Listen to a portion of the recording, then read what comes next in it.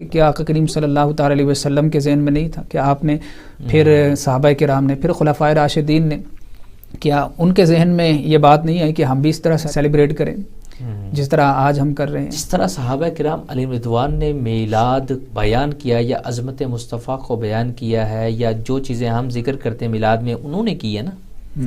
ویسے تو ہم کر ہی نہیں سکتے۔ انہوں نے تو جانوں کی قربانیاں دے کر عظمت مصطفیٰ کے ڈنکے بجائے نا، ہم تو وہ کر ہی نہیں سکتے۔ دوسری بات یہ سوال کرنا کہ کیا صحابہ کے دور کے اندر اس طرح کی سیلیبریشن ہوئی ہے اور نہیں ہوئی تو پھر تم کیوں کرتے ہو، ٹھیک، یہ بھی تھوڑا سے میں کہتا ہوں کہ لوگوں کی کم علمی ہے، کیونکہ شرعی طور پر یہ اصول ہی نہیں ہے کہ کسی صحابی نے جو کام کیا ہے وہ کرو اور جو نہیں کیا وہ نہ کرو۔ اگر یہ اصول بن جائے کہ صحابہ نے جو کیا ہے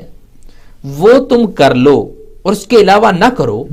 پھر آج سارے جو کام ہم کر رہے ہیں وہ صحابہ کرام نے نہیں کیا۔ کسی نے ٹی وی پہ تبلیغ نہیں کی،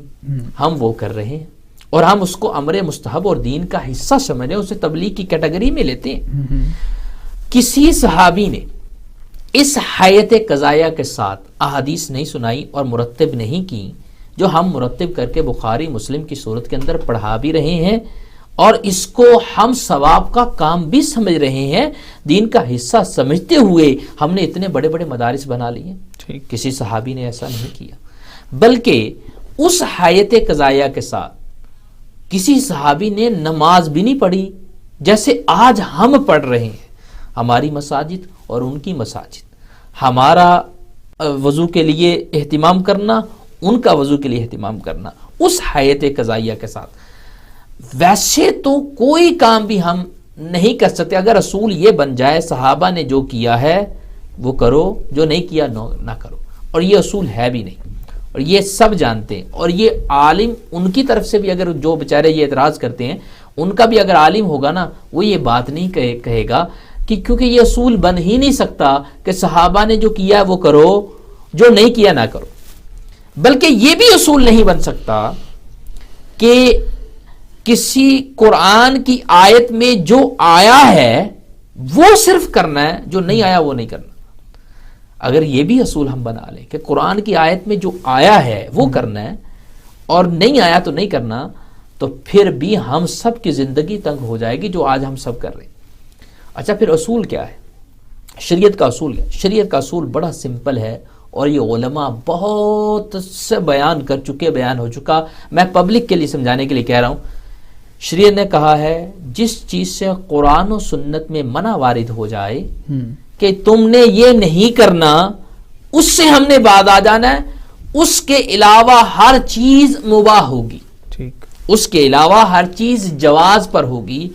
تبھی ہم ٹی وی پہ تبلیغ بھی کر رہے ہیں، اس کوشچن کے جواب بھی دے رہے ہیں، اسے ثواب بھی سمجھ رہے ہیں۔ ہم قرآن بھی ٹی وی پہ پڑھا رہے ہیں، اسے ثواب بھی سمجھ رہے ہیں۔ ہم آن لائن قرآن کے کورسز بھی کروا رہے ہیں، اس کو ثواب بھی سمجھ رہے ہیں۔ جلسہ بخاری بھی کر رہے ہیں، اسے ثواب بھی سمجھ رہے ہیں، کیونکہ قرآن نے اس سے منع نہیں کیا۔ اور ہر وہ امر جو دین کی تبلیغ کا ذریعہ ہے اور اس قرآن نے اسے منع نہیں کیا، وہ ہم امر مستحب میں لیتے ہوئے اسے ثواب کے مستحق بنے گا اگر ہم وہ کریں گے۔ لہٰذا یہ اصول نہیں کہ صحابی نے جو کیا ہے وہ کرو اور جو نہیں کیا نہ کرو۔ اب جو بات آپ نے پوچھی کہ اتنے ادوار آئے صحابہ نے کیا، اس حیات قضائیہ کے ساتھ جھنڈے لگا کر اور محافل کو منعقد کر کے اور مولد کی احادیث ایسے نہیں، لیکن نبی کریم صلی اللہ علیہ وسلم کی عظمت کا تذکرہ انہوں نے جلسے کر کے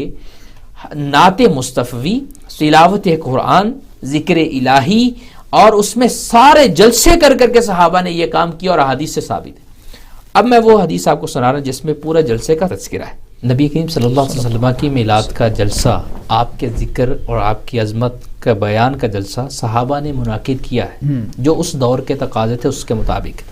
حضرت امیر معاویہ رضی اللہ تعالیٰ عنہ سے روایت ہے، اور مسند کبیر کے اندر اور مسند امام احمد بن حنبل میں، نسائی شریف کے اندر یہ حدیث موجود ہے ان الفاظ کے ساتھ کہ صحابہ بیٹھے ہوئے ہیں اور وہ ذکر کر رہے ہیں، کسی بات کا تذکرہ کر رہے ہیں۔ آقا کریم علیہ الصلوۃ والسلام تشریف لاتے ہیں اور ان سے ایک سوال کرتے ہیں، ما اجلسکم، تمہیں کس چیز نے بٹھا رکھا ہے، تم کیوں بیٹھو؟ صحابہ کرام علیہم رضوان نے جواب دیا، قالو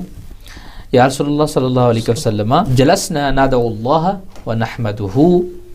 ہم اس لیے بیٹھے کہ ہم اپنے رب سے دعا کریں، اس کی حمد و ثنا کریں۔ کس بات پہ حمد و ثنا کریں؟ علی ما ہدانا لدینہ، اس بات پر ہم حمد و ثنا کریں کہ جو اس نے ہمیں ہدایت عطا فرمائی، یہ دین عطا فرما کر، اس دین کی وجہ سے جو ہمیں ہدایت ملی، اس بات پر۔ وَمَنَّ عَلَيْنَا بِكَ، اور ہم اس بات پہ حمد و ثنا کر رہے ہیں کہ یا اللہ تیرا بڑا شکر ہے، تم نے ہم پہ احسان کیا، آپ کو بیچ کر جو احسان کیا ہم اس کا بھی تذکرہ کر رہے ہیں، یعنی آپ کا ذکر خیر بھی ہم کر رہے ہیں۔ اب نبی کریم صلی اللہ علیہ وسلم نے ان سے قسم آگے لی، فرمایا کہ اللہ ما اجلسکم الا بذالک، تمہیں اسی چیز نے بٹھایا، کسی اور چیز نے نہیں بٹھایا؟ سبحان اللہ۔ صحابہ نے کہا اللہ ما اجلسنا الا بذالک، ہم کسی اور مقصد کے لیے نہیں بیٹھے، دنیاوی کوئی مقصد نہیں ہے، ہمیں صرف اور صرف اسی مقصد میں ہم بیٹھے ہوئے ہیں۔ نبی کریم صلی اللہ علیہ وسلم نے فرمایا میں نے تم سے اس لیے قسم نہیں لی کہ میری بدگمانی ہے تم پر کہ تم کہیں جھوٹ بول رہے ہو، ایسا نہیں، اس لیے میں نے قسم نہیں لی، قسم اس لیے لی اتانی جبریل علیہ السلام میرے پاس ابھی آئے اور انہوں نے اخبرانی، مجھے یہ خبر دی ہے کہ ان اللہ یباہی بکم الملائکۃ، کہ تمہارے اس جلسے کے اندر، جو لفظ استعمال ہے جلسہ، تمہارے اس مجلس میں جو تمہارا بیٹھ کر یہ ذکر کرنا اور احسان اللہ تعالیٰ عز و جل کا شکر ادا کرنا کہ میں نے رب تعالیٰ نے جو مجھے تمہارے پاس بھیجا، اس پر اللہ تعالیٰ ملائکوں پر بھی فرشتوں پر بھی فخر فرما رہا، سبحان اللہ، یہ اتنا عظیم جلسہ ہے تمہارا۔ یعنی صحابہ کرام علیہم رضوان بار دیگر کئی بار ایسا ہوا، حسان بن ثابت نعت پڑھتے تھے، کیا وہ ایک کسی کمرے میں جا کے نعت پڑھتے تھے؟